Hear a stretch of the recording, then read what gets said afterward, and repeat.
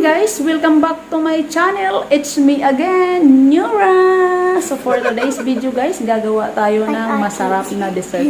Simple and easy dessert. Kung bago ka pa lang sa aking channel, don't forget to subscribe and hit the notification bell para lagi kang updated sa aking mga video.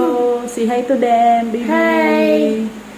Okay guys, gagawa tayo ng dessert guys.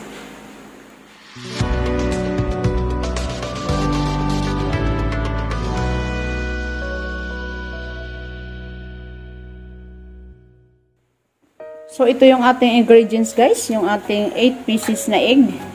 Then, yung ating graham. Yan. Yan yung gagamitin natin. Then, yung ating milk. Then, yung ating Buko Pandan Leche cream. Yan. Dapat galing sa fridge itong ating Leche cream. Then, yung ating condensed milk. Naka-open na siya, naka-ready na siya. Then, yung ating sugar. Para yan sa ating caramelized, guys. Ayan. Then, vanilla extract. Then, yung ating avocado. Then, yung ating dalawang kalamansi. Maliliit lang siya, guys. Para sa ating Buko Pandan Leche Flan. So, kung nakapanood na kayo ng aking vlog guys, bilang ko na yung kung paano lutuin yung ating Buko Pandan Leche Flan. May balag ako niyan. So, dito natin ilalagay yung ating graham cake. Yan. So, ika-crack natin tong egg guys. Kukunin natin yung ating yellow egg lang. Hindi kasama ang white. 8 pieces lang siya guys. Ayan. Simulan na natin guys.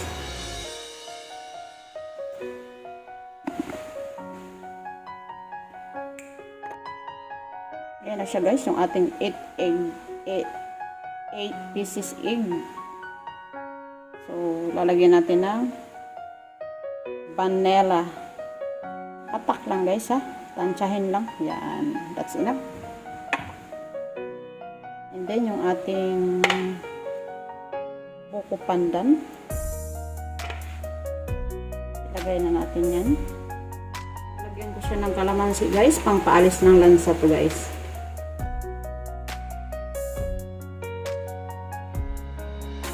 Pwede nyo hindi lagyan. Nasa inyo guys. Lagyan natin ng milk guys. 380. So, dito na natin ilalagay sa ating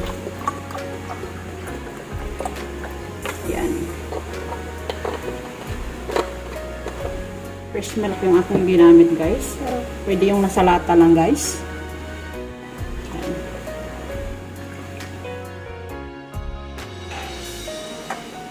Then, imimix na natin ng dahan-dahan.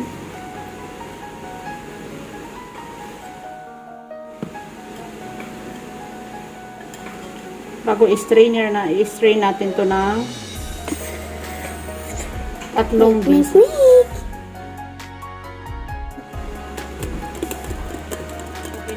Sasalain na natin siya. 3 beses guys ang pagsala niya para matanggal talaga yung mga bubbles niya.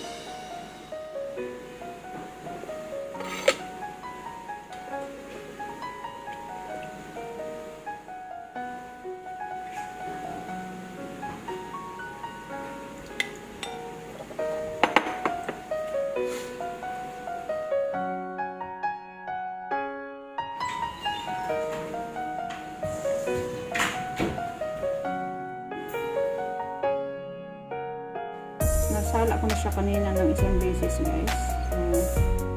So, ako na ito ngayon. Okay na yan guys. So, maglalagay tayo dito sa ating baking pan ng ating ng sugar guys. Para sa caramelized. Gusto ko sana white sugar kasi wala akong white sugar. Ito lang yung available na sugar. So,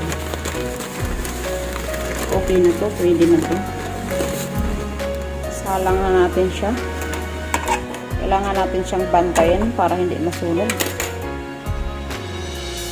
So, okay na siya. Ilalagay na natin yung ating mixture para sa ating leche flan.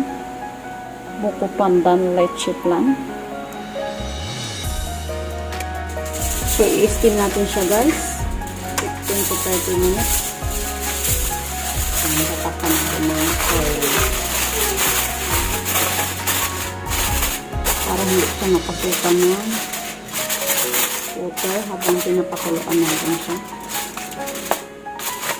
Sa ating steamer.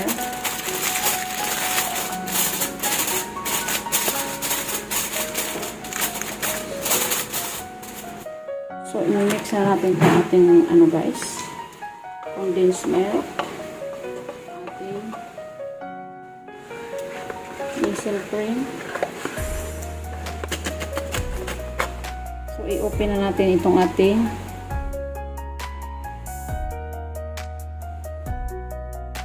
avocado.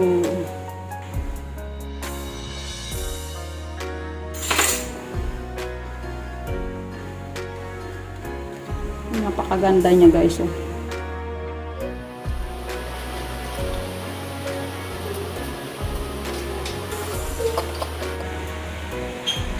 Mas maraming avocado guys, mas masarap. Kami tayo ng hand mixer guys.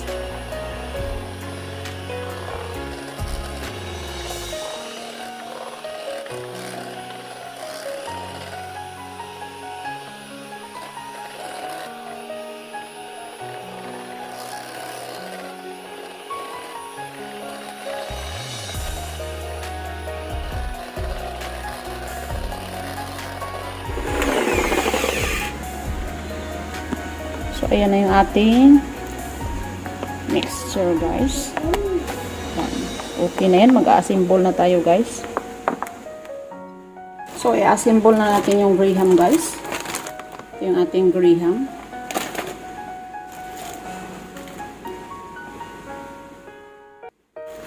Gumamit ako ng baking paper para pagtanggal natin is madali siyang tanggalin. So, lalagyan ko muna siya ng ating mixture ng ating avocado.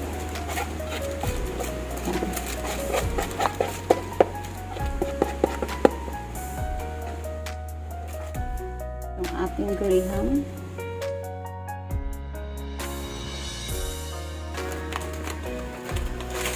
Malinis yung kamay ko guys.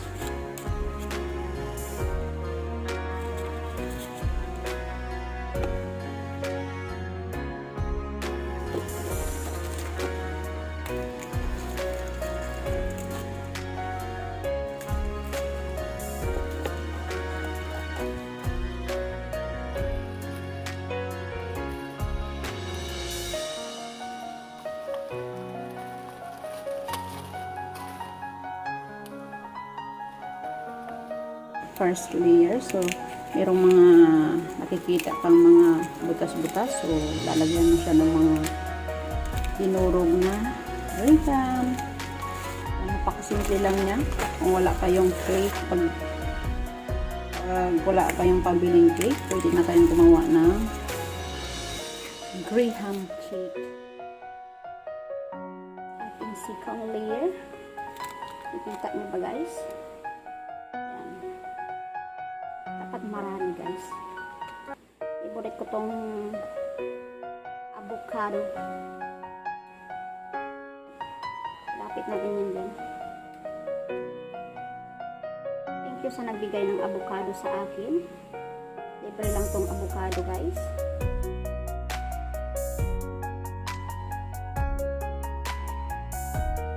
Buwan ng tag-avocado ngayon guys.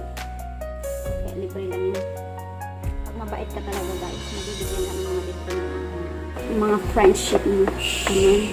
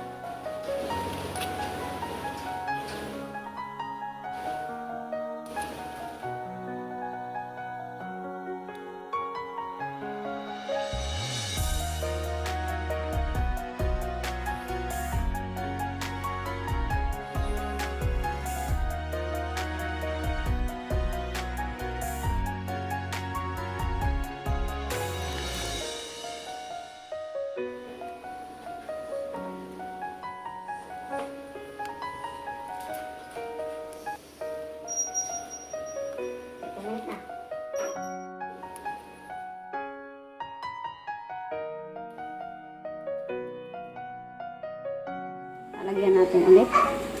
Last na to siya. Then, ilalagay natin siya sa fridge. Patitigasin natin siya.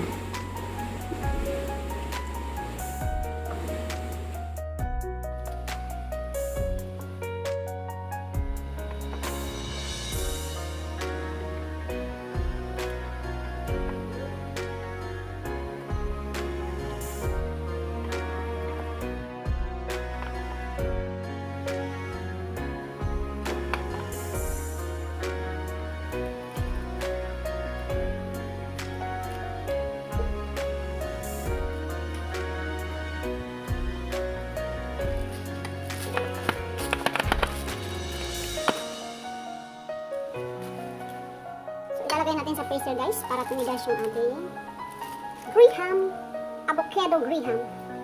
Ayan. Ilalagay natin sa freezer. So guys, ito na yung ating finished product, yung ating avocado graham cake with Buko Pandan Leche Flan on top. So lalagyan lang natin siya guys ng condensed milk na Buko Pandan flavor. Optional lang siya guys, nasa inyo kung lalagyan nyo siya. So ready to serve.